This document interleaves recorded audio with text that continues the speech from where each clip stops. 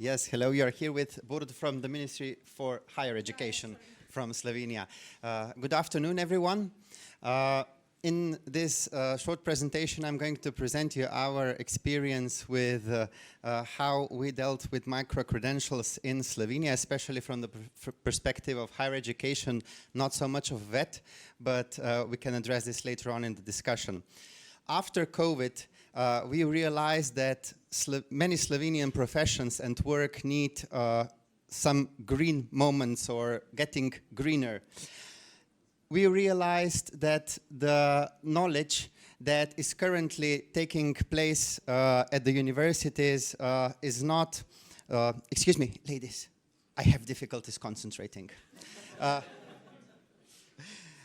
So, yeah, I apologize. But I really do have problems concentrating sometimes, so I should need a micro-credential on my own. There is lots of knowledge that the people who are working sometimes do not possess.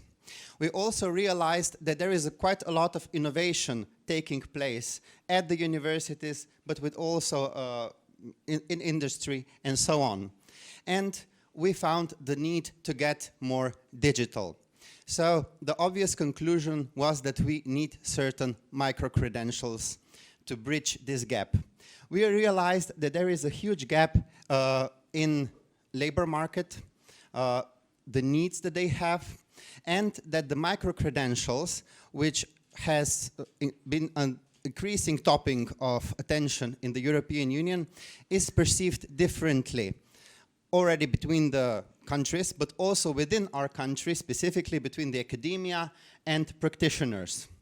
There is a wide range of opportunities to learn new skills which are already available, but need some adaptation. But the quality and rules must be ensured if we want to use them long term. Of course, they can vary between VET and higher education, studying and so on.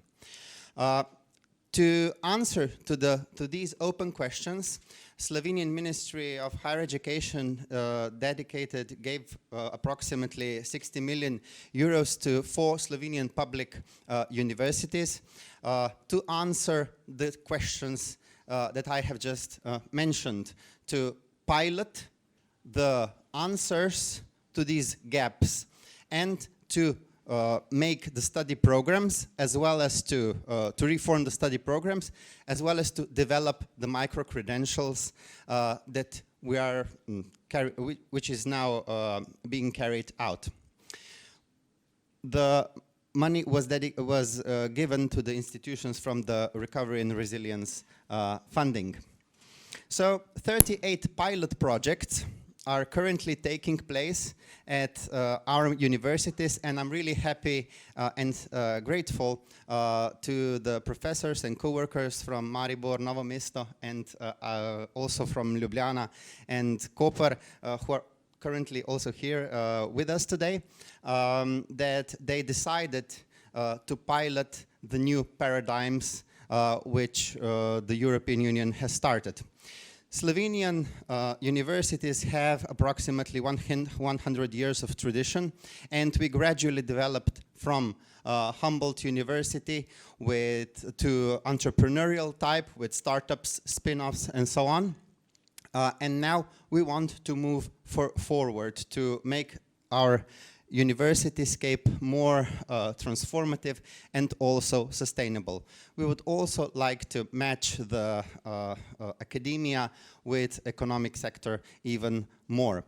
So micro-credentials are a linking point to make a bridge between the two spheres and between all the partners. Currently we are having approximately 70 groups of pilot projects being developed. There are even more programs that are being tested and offered, but the need and the ideas are also emerging constantly. So direct links to market needs and tertiary sector are very important in this. We have started with piloting 2 years ago. We had started planning it even earlier, and the piloting phase is going to finish this December. Meanwhile, we have organized quite a lot of conferences and events to talk things through and to play a little bit like policy sandbox exercises and try to bring together different ideas from our 4 institutions. This is the example of the University of Ljubljana. In their piloting phase, and I'm stressing the word piloting, they were thinking of making the micro-credential programs between half a ECTS point to 9 ECTS. But other institutions had other ideas. The thing that they had in common is that quality assurance should be the same for all, and that the quality is the thing that should never fail when coming to micro-credentials. So when a need is established and before the course ends, not more than 3 months should pass. So transparency, flexibility, and proportionality are 3 topics that we addressed quite often and that we are still addressing today. You will later on get my slides if you would like, and you'll also be able to read the things through on your own and in peace.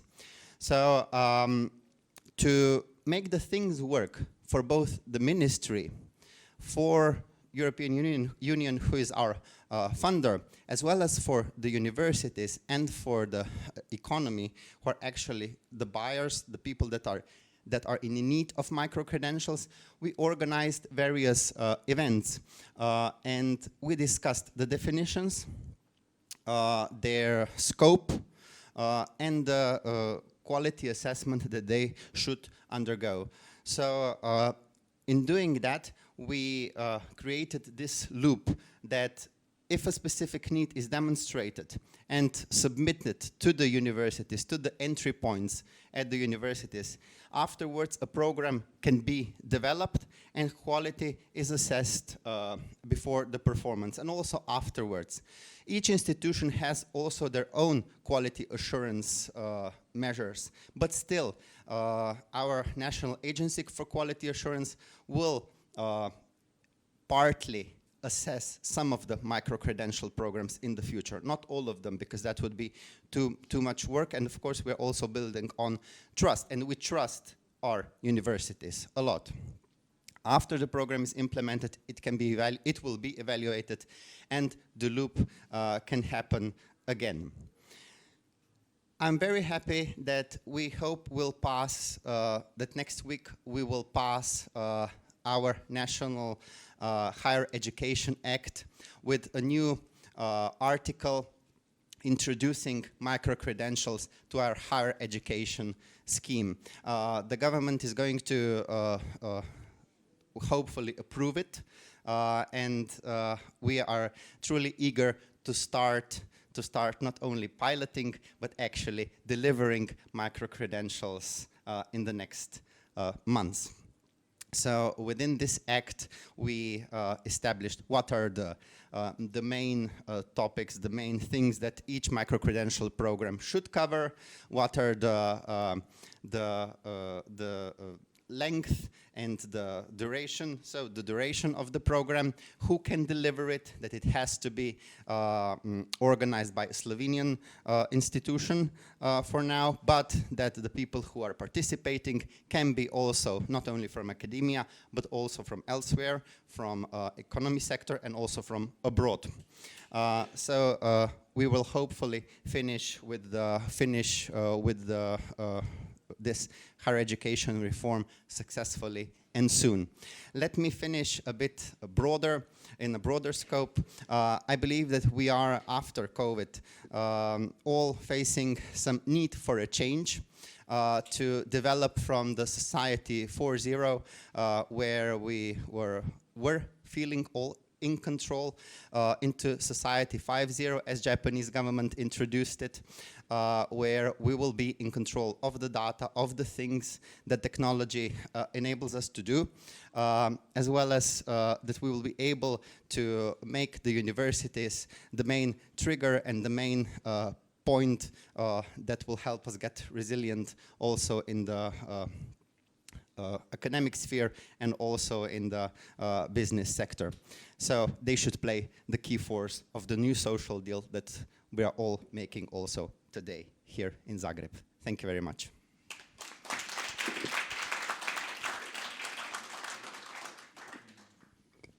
Thank you.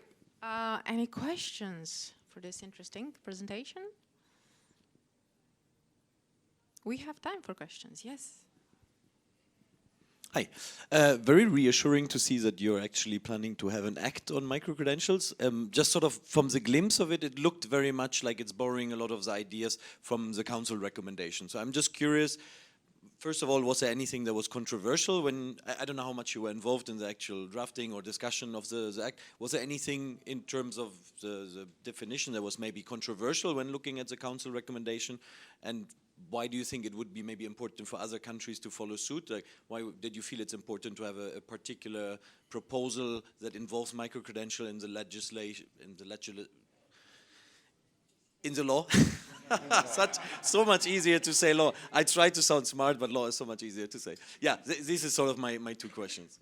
Okay, there are also some of my colleagues here in this room that can help me answer any of the questions, also from the universities.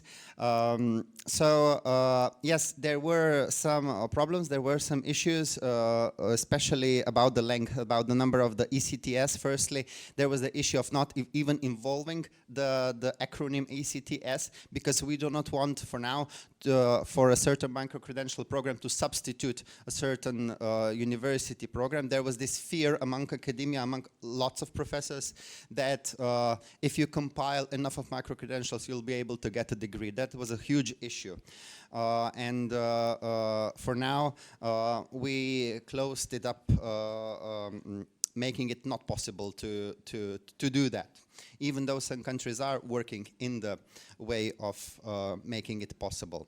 Then the second thing was the length. We eventually included, of course, ECTS because it is giving some measurable answer to the question of length. So that was the second issue. We ended up making it 9. ECTS, and from 1 to 9, because more, that would be already problematic. We have other courses and other units that are greater. That was the second thing. Then the third one was, of course, we haven't actually produced any of these documents yet, because it's still the piloting phase and we want to make it official. And why do we want to make it official? Why do we want to put it in a specific law? Is that the quality brand? We want to keep it within certified institutions. We have thousands and thousands of various courses, language courses, cookery courses, everything. But not all of that should be considered a micro-credential program. And only the institutions who are certified, with the people who have experience in the last 5 years from the topic, that is going to be answered within a certain micro-credential program, they can deliver that. So that was a thing that we wanted to write down, to make it law, and to keep the quality at a high level. So these were the 3 main things.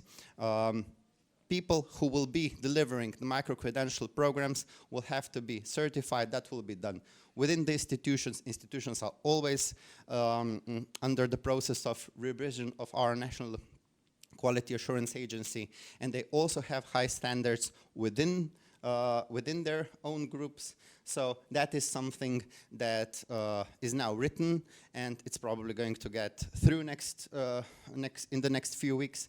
And we would, of course, like to keep it, so that if in the business sector they establish a need, they know where to go. They know they have to get to the university entry point, where they will help them develop the micro-credential program in the continuation. The same goes for secondary vet, for vet, and so on.